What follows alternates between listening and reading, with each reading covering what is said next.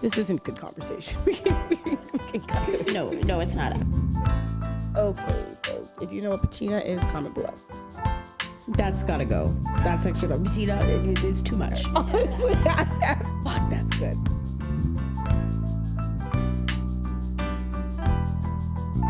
Do we feel good about that closing, or? The closing you just did? Absolutely not. Absolutely not. I completely agree. It was totally weird. Welcome back to another episode of How to Survive a Scandal. I almost said How to Get Away with Murder there. That would have been quite the slip up. Okay. So, starting off, today we're going to talk a little bit about image creation. Before we do that, let's see if there's any available gossip. Of course, I'm bringing something small, but you have local gossip? I always like to ask. Not local, actually. Oh, just any gossip? Yeah. No, I'm pretty dry for gossip, except for the sensitive gossip I shared with you offline before we kicked off, you know. Okay. With S&T. Oh, yes. So I am working through that, and I hope I get to the stage where I am able to talk about it. I hope so, too. I think it's, folks, I don't want to say too much. I don't want to give anything away, but it's good. And so if we can get there, if we can get there, I think that's going to be really... I just know I'm being actively portrayed. I mean, actively betrayed, basically. I was like, actively portrayed. Sounds powerful. Anyway, what's your gossip? So my gossip. Wow, we're really struggling with words today. I think it's important when we talk about gossip to talk about, we talk about international gossip, we talk about local gossip. I also think historical gossip is important.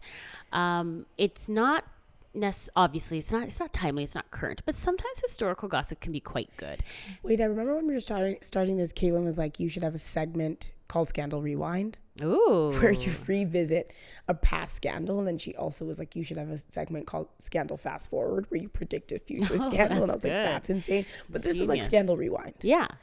No, I like it. I was actually thinking about some personal scandals that I'd love to share at some point, but I'm like, I don't think they're totally timely right now. I think but I've got a few Scandal Rewind. Yeah, so think about it. Keep that in mind for the future. Two things I want to say. One is, I think I need to make a public apology for something that I said in our last episode. Oh, wow. I thought about it. Controversial. I didn't like it. I want to make an apology to Kyle Cook. I feel bad that I called him a piece of shit. That's not right. That was actually harsh. It was harsh, and I don't talk like that. I don't call people pieces of shit. That's not my vibe. That's not my thing. So, Kyle, if you're listening, I want to say I'm deeply sorry.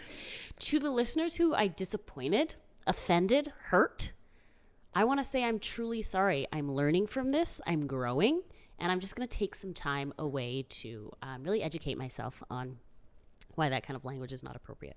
You missed the part where you talk about how much you're donating into which organization. Oh, okay. Like a men's activist organization. I will be donating to DJs of America. Nice. Amateur DJs of America. Wait, what's the best public apology you've ever heard?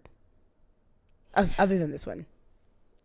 Yeah, this one, I was going to say, folks, that if you're wondering, if you're just post-scandal, that is how you give an apology. And what's the worst recent public apology you can remember?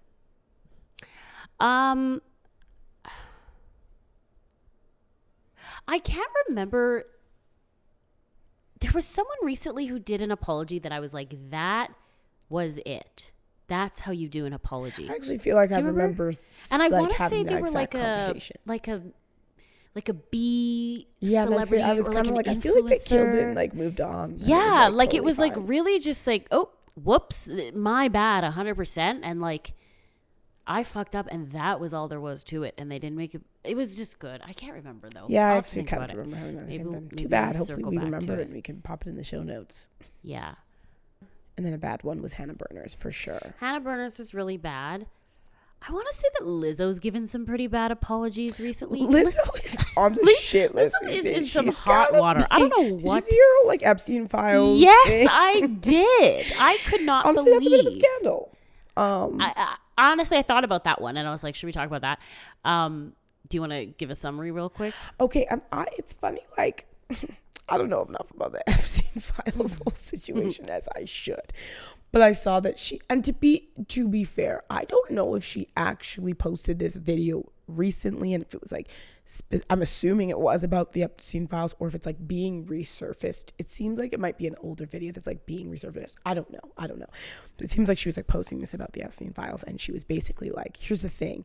If somebody goes into a store and steals an apple, then is everybody on that person's phone like an accomplice. an accomplice? And like she's like, no, of course not. Like there's people, is every person that person ever sent an email to an accomplice to this like crime? And so everyone was like, first of all, what the fuck, like what are you talking about? Like apples at a store, like this is insane. We're like literally talking about sex trafficking. Like what are you talking about?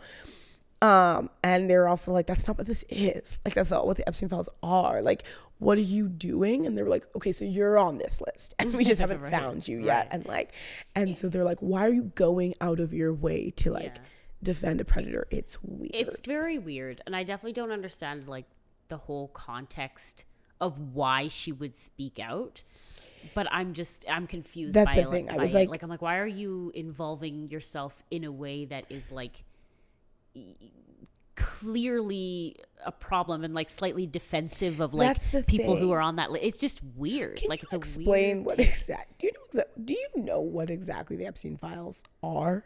I couldn't tell you specifically what everything is. I know it's just a bunch of shit that would sort of incriminate a bunch of people associated with him. I assume a lot of emails, a lot of text messages, a lot of I don't know, document exchanges, that sort of thing. I don't know what all is included in the Epstein files, but yeah, I feel like I'm like, this has got to be taken out of context. Otherwise, it's absurd. The video. Yeah, I mean, I don't mean taken out of context, but I'm sure there is more context to it. Otherwise, it's my guess is that her point is that like not everyone who's associated with these people is guilty. Right. So if you're just because you're in the files, doesn't people mean would be like, you're names guilty. would pop up and people might be like, holy shit, this person was, you know. So to me that sounds pretty like was found.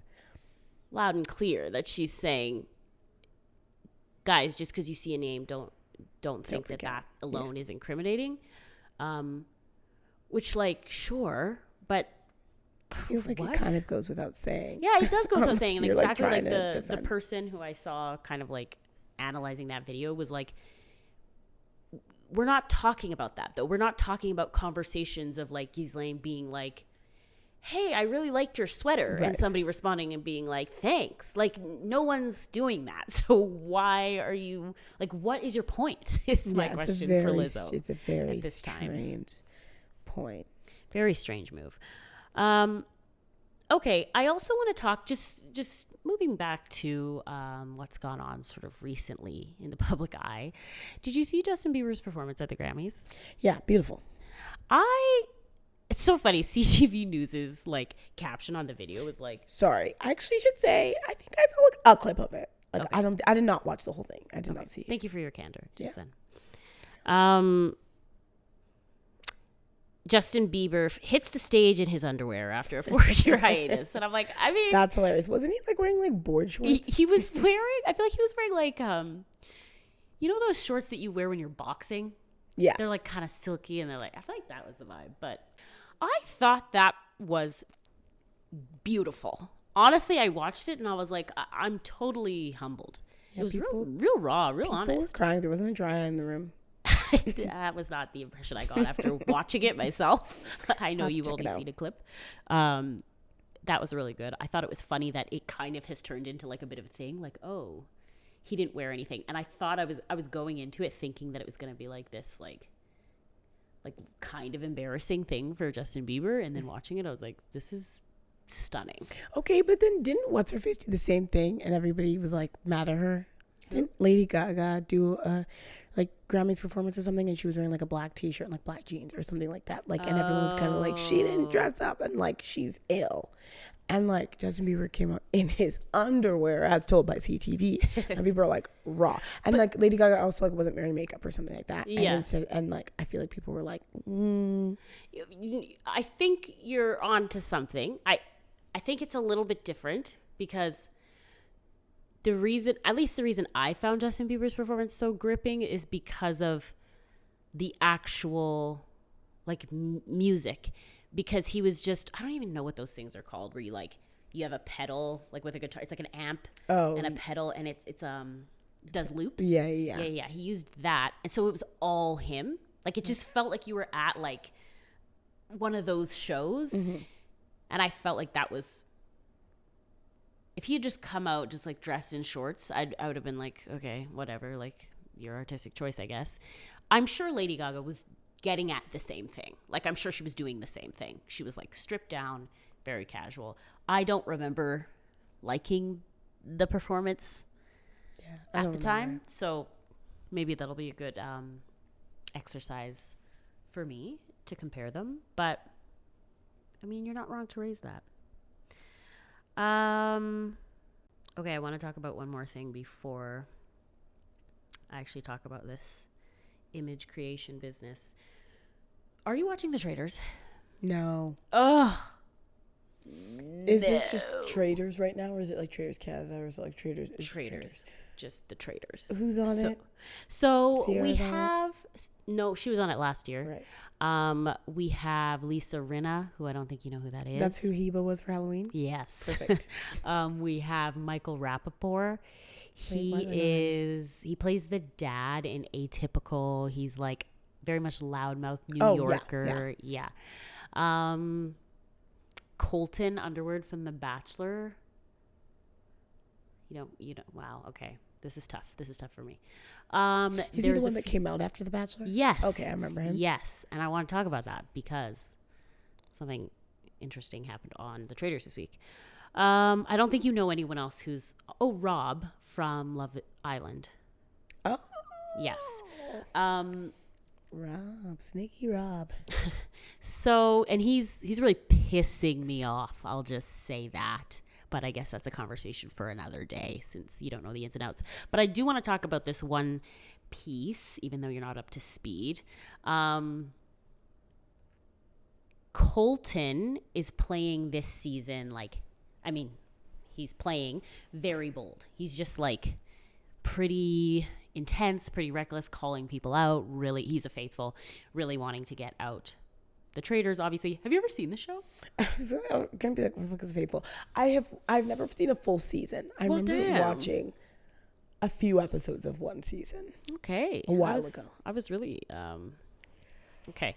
So you're really coming in blind. Essentially the premise of the show is that you have traitors, usually 3 or 4 of them, in a group of, I don't know, my math could be way off here, but I think it's like 15-ish people, and right. Nobody knows, only the traitors know that they are traitors. Everybody else is a faithful, and the goal of the game for the faithfuls is to get out all of the traitors, to figure out who they are and get them out of the house. And the goal of the traitors is to last till the end of the game, and you win money. So it's lots of like lying, lots of like who can I trust, whatever, all the good sort of game stuff that makes reality TV games good.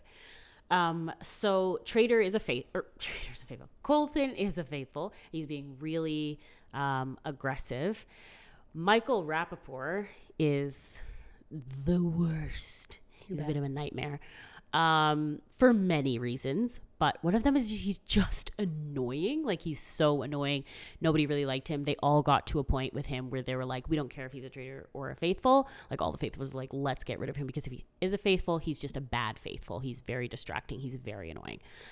They have these round tables, which is essentially like Survivor tribal council, where you just get everything out on the table and you start talking and you start kind of like accusing people, giving reasons. People have to defend themselves, whatever. Michael gets really like irritated by Colton because Colton's been like coming for him. It's this whole thing. And then he's basically going off on him being like, you're a traitor, blah, blah, blah, says all these things. And then says, nobody would be better at keeping a secret than you. And everybody is like, oh, oop, oop. And then like, it's giving Survivor all over again. Yeah. And like that, what's his face, like outed. Yeah. And it's really, I found it really interesting because I was like, there's such a weird thing that happens with like reality TV where it's like, it's a game and everyone's like, we're also slightly playing characters of ourselves a little bit. Like we're building up the drama, of course. I used to be very like pro, like there's always something off limits. There's always going to be like an area that like you can't, like there's always going to be a time when you're just like, yeah, I just can't unsay that. And so I'm typically team like, yeah, there is a line, there is a threshold. Where I stopped feeling this way is when I was watching season 2 of Rhythm and Flow. And during the like rap battle episode, which is just like always the best episode. Like you hear some of these lines and you're like, oh my God, like that was so rough, or that was like so below the belt. But then you kind of look around and you're kind of like, it worked. Yeah, and like, and it's not even like everyone's good with it. Like everyone's pissed at everyone's, but you're just kind of like, and they're going to get it right back. And like, yeah, okay. So I do feel like I'm part of doing that. And like part of like sending that blow is the risk of like, is this going to land? Are you going to back bounce from it? Are you going to bounce back from it? Is it going to devastate you? Is it going to destroy you? And then how is it going to land with the audience too? Yeah. So like there are certainly things that I would never say, but I actually don't know if I hold an underlying belief of like some things are always off limits. There's some things I think I personally believe are off limits. I tend to feel like, especially when it comes to like reality TV and stuff like that, that like people's pasts, that will always like not really sit well with me. If somebody's like bringing up something that like from somebody's history before they were famous, before they were like all of this stuff, that Why? just, what? Why? It just feels like a little bit more dark to me. Like it feels a little bit more of a, like, I don't know. I mean, I feel like when you're public figures and you're going back and forth, or you like have a public beef or something like that, to call out like, this is my record against yours, or like, oh, the only time I've heard your name in the last 6 months has been like these headlines, where you're like, I'm like, yeah, I think it's fine. It's like common knowledge. It's public. And if you're in like this like public beef and you want to like take that and throw it in their face, do what you guys are going to do. But the idea of like digging up something that may or may not already be out there, that may or may not be public. Now I'm like, now you're kind of going out of your way to potentially make somebody's life worse, rather than using already available information to just like deliver a burn. You know what I mean? Yeah, it's. I really wish you gotta start watching The Housewives, because there's so much for discussion here about like how, especially those kinds of shows work, like Housewives specifically. It's funny when you watch them on another show like Traders or whatever, they are always the ones that everyone points out as like, they have no recollection of like, if you fought with them yesterday, they're like, did we fight? Did we? Right. It's like a joke. It's like a thing that like Portia said on Traders. Like she was like, oh, who did I have a screaming match with? Like, I don't remember, because Housewives are so like, it's water off their back. They don't remember it. They don't like take it to heart most of the time. They're usually pretty easygoing, and it kind of tips you off to the fact that a lot of their drama, I don't think it's fake, but they're very used to that like confrontational energy that I would say 70% of the beef they're like, oh, it's not that deep. I'm not Right. losing sleep over it. But then occasionally there's some stuff that happens that's like really, really like, and then there's this energy of like, you've gone too far. But I don't think there's any sort of common agreement about what too far is, because at the end of the day, it is their job, and they all know it's their job to fight with each other and then to reconcile with each other. There is a common understanding among them of what Well, is they too say far. it It's probably, theoretically. They say yeah. like no kids, no husbands for the most part, no businesses. Like And I that's feel like- usually what you hear. Right. But then it's like they're always doing things that are subtly sort of in one way or another getting at those things. And then they're like, you know, you went too far. And then they're like, I didn't directly talk about your kid. Like there's just all this, there's all these like ways around it. But then there's also this understanding when you're watching it that like this is their job. And so it's, I don't know. I think it's super tricky. I think, just to go back to the Michael Rappaport thing, I think the reason that is like off the table in my mind is because in a game or not, that's just like a very problematic way of thinking. To be like, oh, you're a liar because you were in the closet. Like that is like, oh, that's not even, it's not just that that's like too far and too harmful. It's just like, that's it. That's not accurate. Like that's not right. That's not how it works. That's a mischaracterization of what being in the closet is. So to me, I'm like, it's not so much that it's too far. It's just that like, it's a problematic like fallacy, I think, that you're perpetuating in that context. That's my take on it. That's a really strong take. Yeah. Thanks. Does Michael know? Does Michael know? Yeah. Oh, I'll tell him. No, I don't fuck with Michael. He's a Zionist. I had no idea he sucked. It's too bad. I loved his work in Atypical. Okay, so let's move to talking a little bit more about this image creation thing, because I think this is worth getting to quick. So we talked a little bit about this. I very passionately talked about Nicolandria, about creating your image sort of along with your viewers, that co-creation idea. Do you have thoughts on whether image creation is primarily done by like the person who is visible or by the viewer? Like if it's 50%, 50-50, if it's 60-40, 70-30, do you have any thoughts on that? I think it's a feedback loop that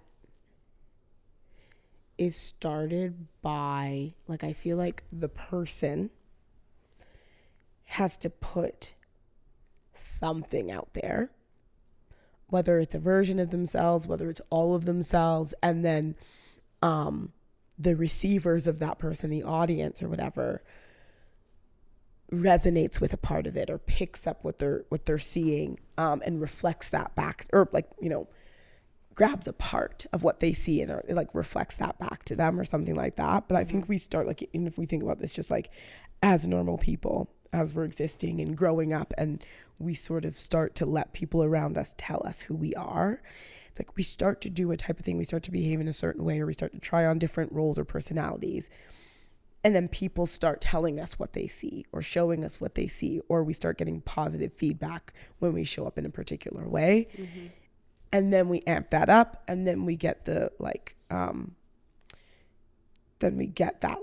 confirmation that this is the thing, and then that continues. So I feel like it starts by the person putting something out there, whether it's a taste of something or whether it's them throwing spaghetti at the wall, and then the people being like, yeah, this one stuck.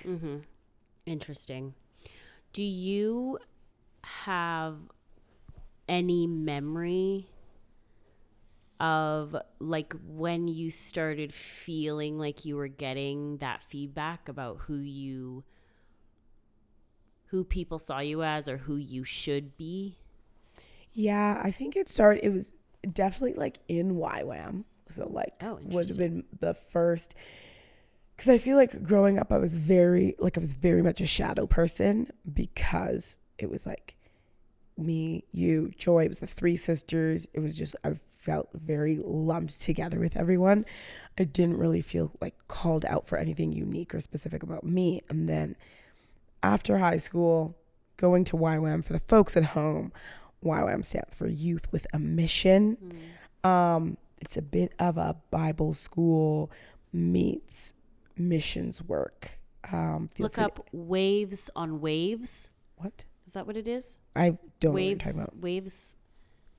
Waves and Waves or What something. the hell are you talking about? Lauren. Oh, that book. It was not called Waves No, and it's Waves. not called that, but he has a vision of waves and waves. It's very popular. It's a very common vision. If you look up Waves on Waves, you will find absolutely nothing. No, look up Waves on Waves. Lauren I was going to say Graham. Michaels? Lauren Michaels.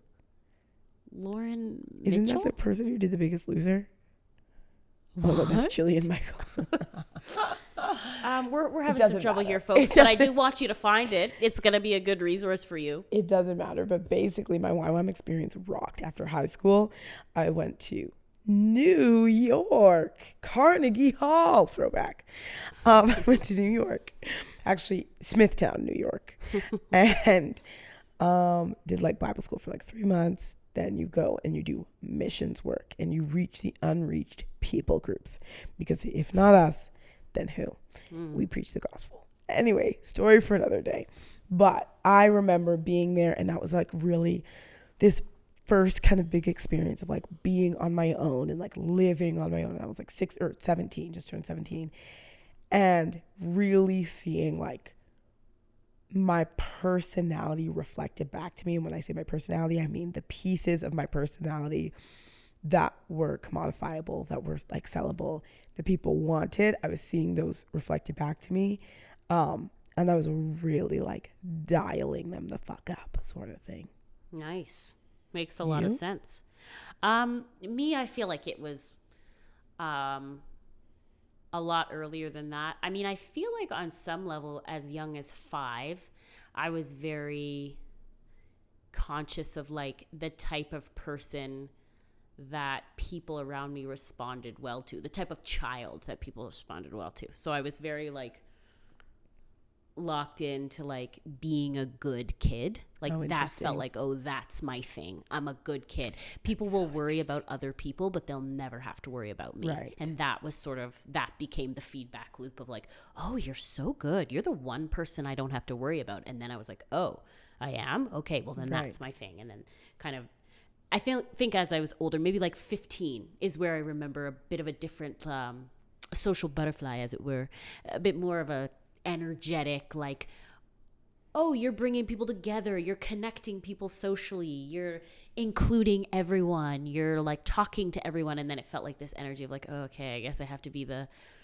person who doesn't exclude everyone, or the person who's like, you know, brings everyone together and that sort of thing, or keeps the party going, whatever that looked like. Interesting. Yeah, I feel like I never was motivated by the idea of like being a good kid. I was very much motivated by like not getting spanked.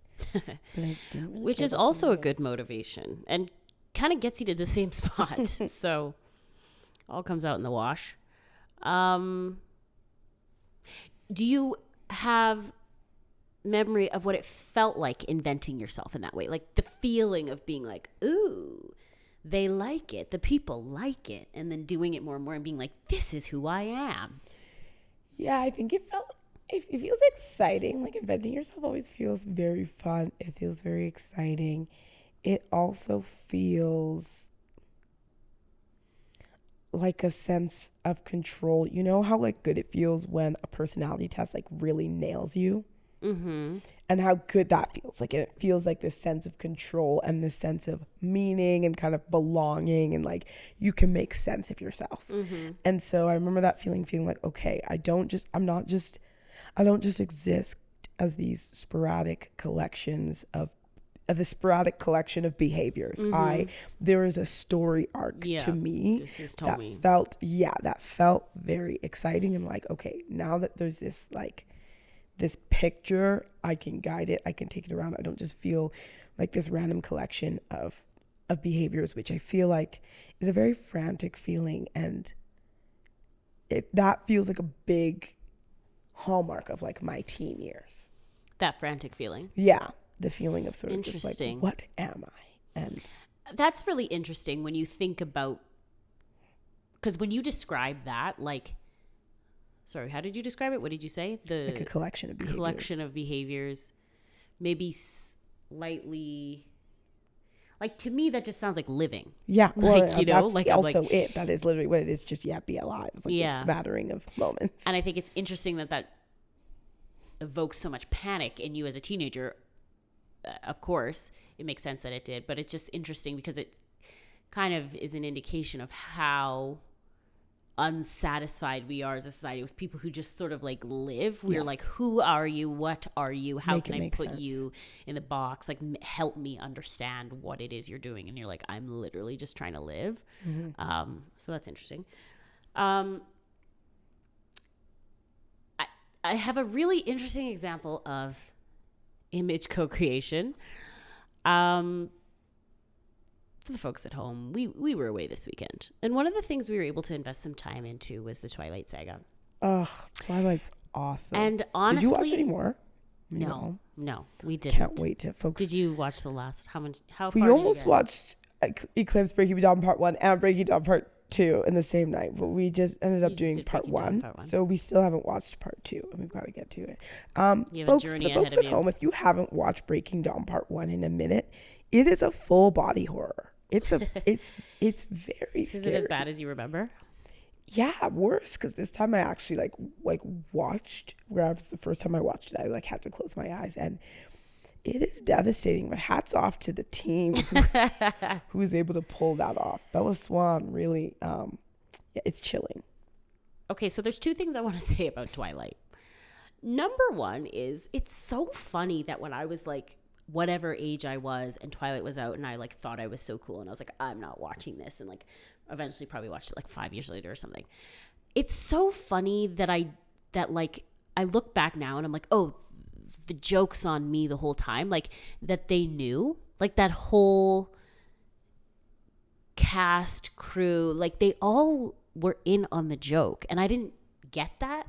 I thought Twilight was like this like stupid teeny bopper thing, which it was, but it's like, no, they knew. Like, they knew what it was. They were making something funny and weird and culty and like fun and like stupid and also totally worth kind of diving into. And I realized how in hindsight I'm like, oh wow, they really got what they were doing. Do you think that's what Taylor Swift is doing? Is she in on the joke? No. Okay. Sorry, Taylor, if you're listening. Yeah, Taylor, if you're listening, we love you and we love your music. Just kidding. That's the first thing I want to say about Twilight. The second thing I want to say is, if you want to talk about scandals and you want to talk about breakup scandals, let's talk about Rob and Kirsten. Kristen. They dated, right?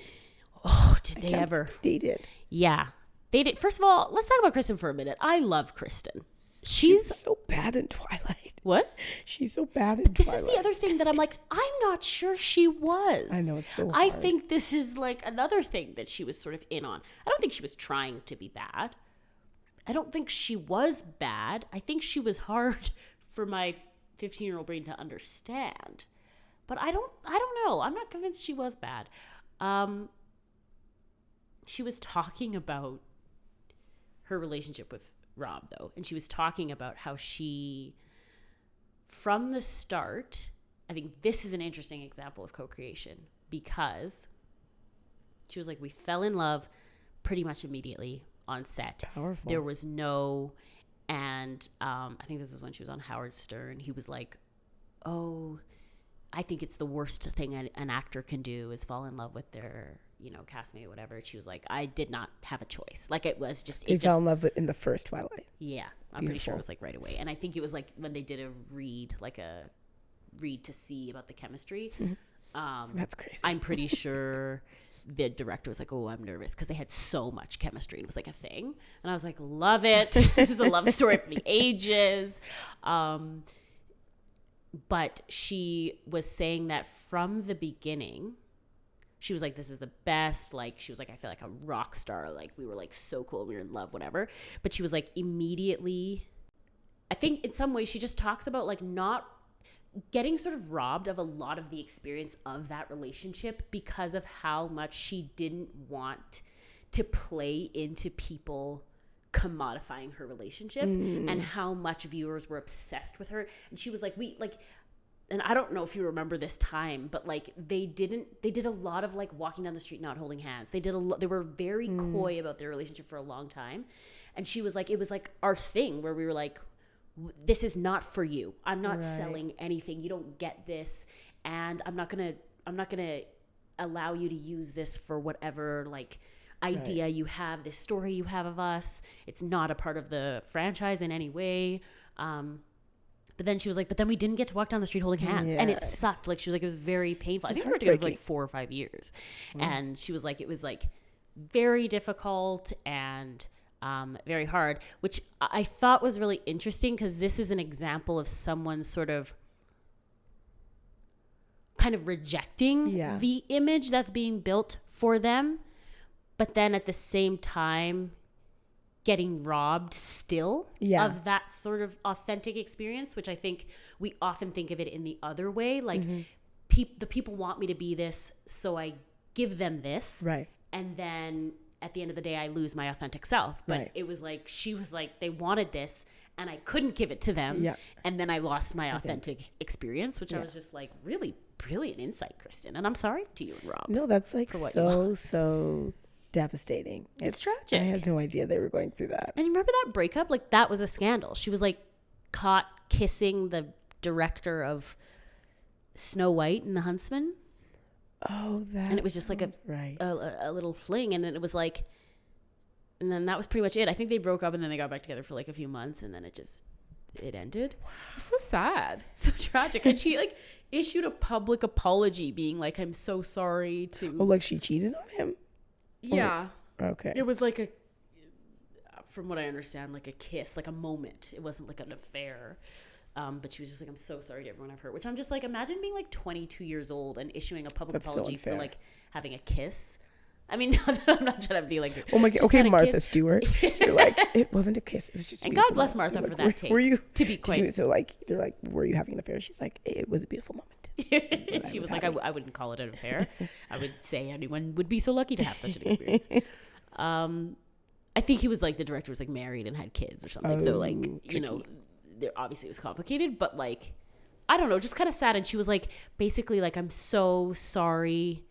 I read something where she said like, the worst part of all of this is that I've like lost the person, the most important thing to me, Rob, and said like, I'm so sorry. Or like even said like, I think she said, I love him. I'm so like, it was very like, the person who was writing about it was like, it read like something she should have said to him, or that would have been appropriate for her to say to him. And it felt weird that she was saying it to us. Right. But again, with that like scandal image creation thing, it's like everyone is so bought in that they're like, you owe us an apology for what you did, Kristen. Invested in this person that they've like co-created, that they're like, you owe me a response, you owe me a clarification, you owe me, and that just feels insane. Have you ever felt that in your personal life? That someone owed me an apology? No, that like someone is, I mean, this is kind of what we were talking about already with like the vulnerability piece last time, but like that someone is so invested in your personal life, or you're so invested in somebody else's, that you feel that someone feels owed.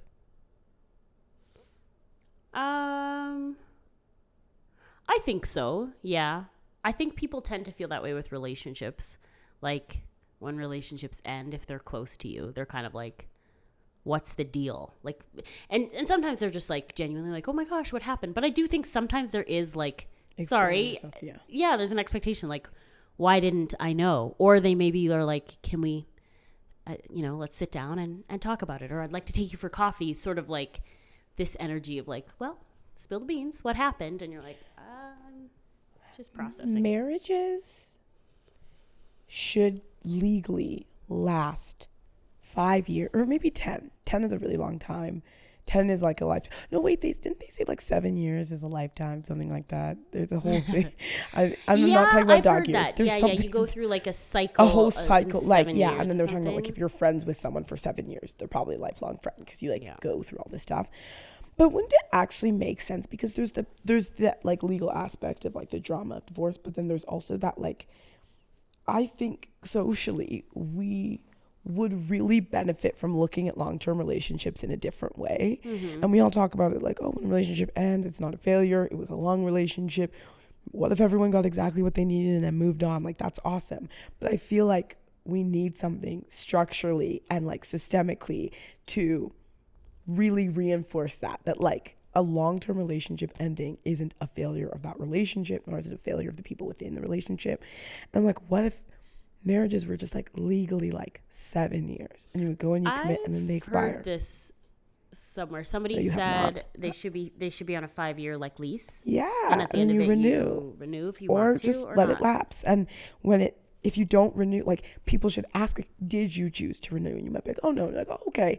Or like, oh yes. I'm like, oh great. Like, but there is no expectation that you just continue to be with this person. Because clearly the divorce rate, like half the time, it doesn't make sense for you to continue with the person.